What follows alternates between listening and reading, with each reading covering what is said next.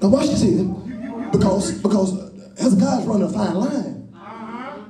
Because sometimes, you know, if you don't use the right talk, you'll get beside yourself and you'll forget who you're talking to.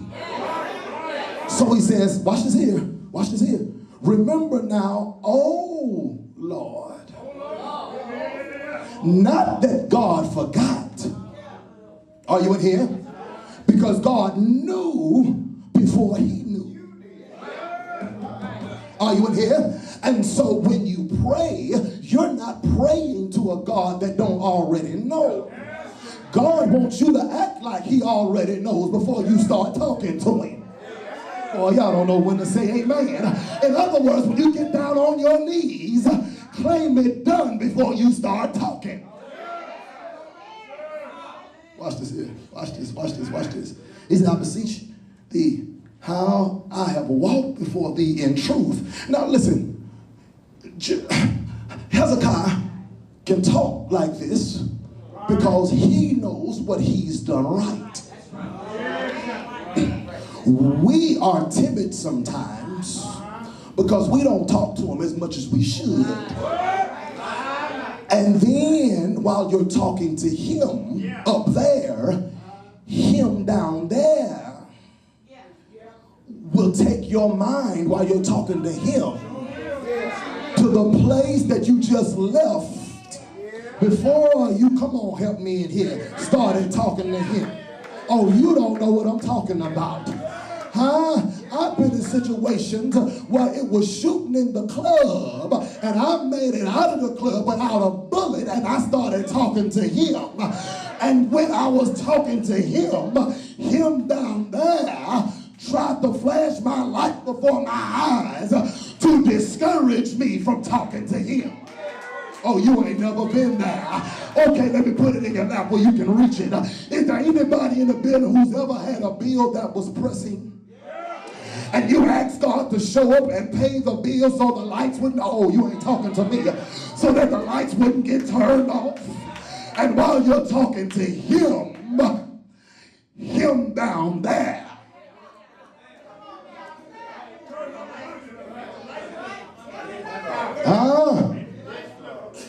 makes you shake on your knees and has you pondering if God is going to hear you because you don't have a track record of talking to him until you need him.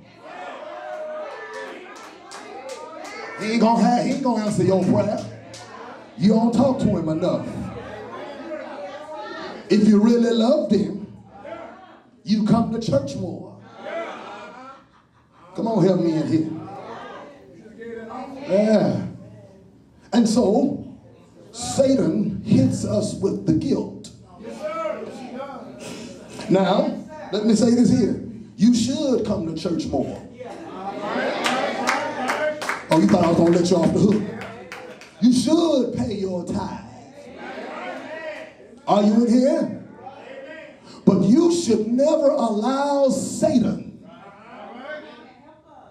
to push you into an area of guilt, so much so that you don't feel like talking to him.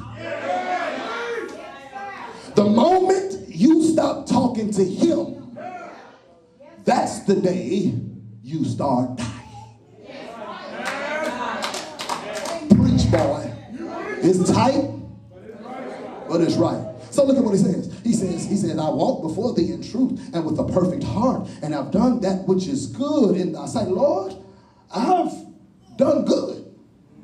Yeah. Treated my neighbors right. Can you say that?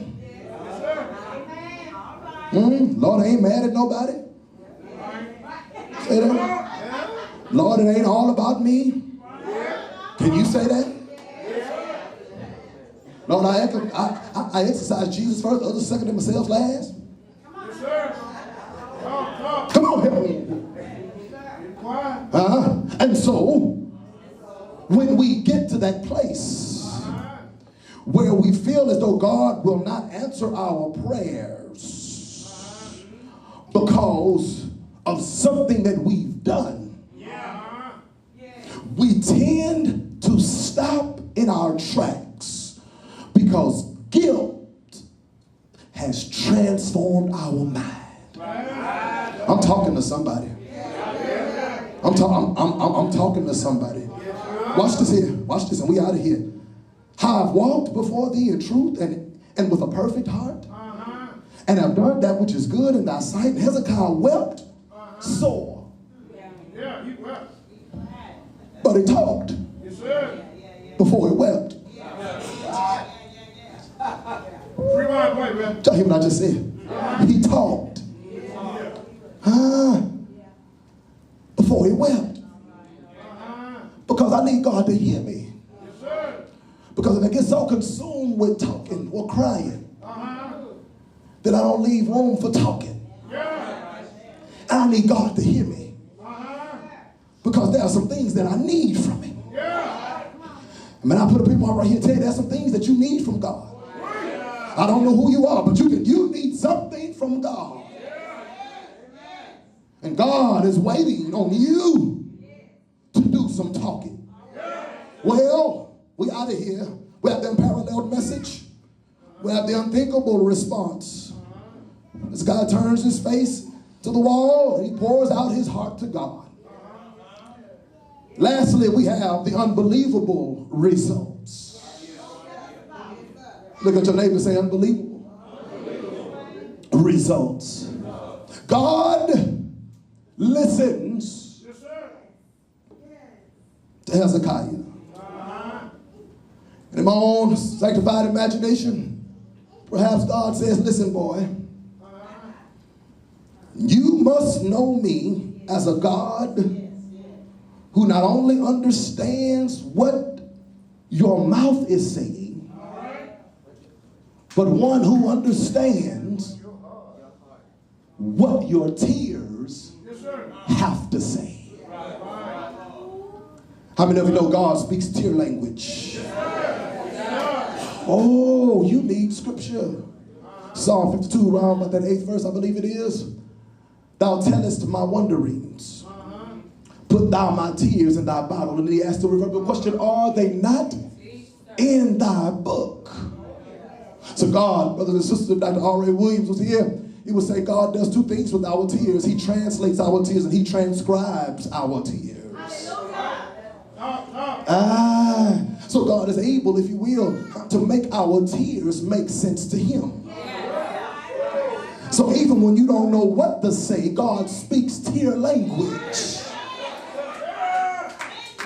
And so that's where the old school choir would come in and they would say, if I can't say a word, I'll just look at your neighbor and say, God understands the wave. If I can't say nothing else, I'll just stand on my feet. Look at your neighbor and say, God understands that. You ought to have a prayer posture. I'm out of here. So Hezekiah received two gifts. First gift he receives is extension. It's right there in the text. Let's get out of here, Charlie. Call the cab. Let's go. Because I'm hungry. Look at your neighbor and say extension. God comes back, sends the messenger back and said, listen, Hezekiah, God told me to tell you, not only did he hear your prayer, but you understand that God speaks tear language.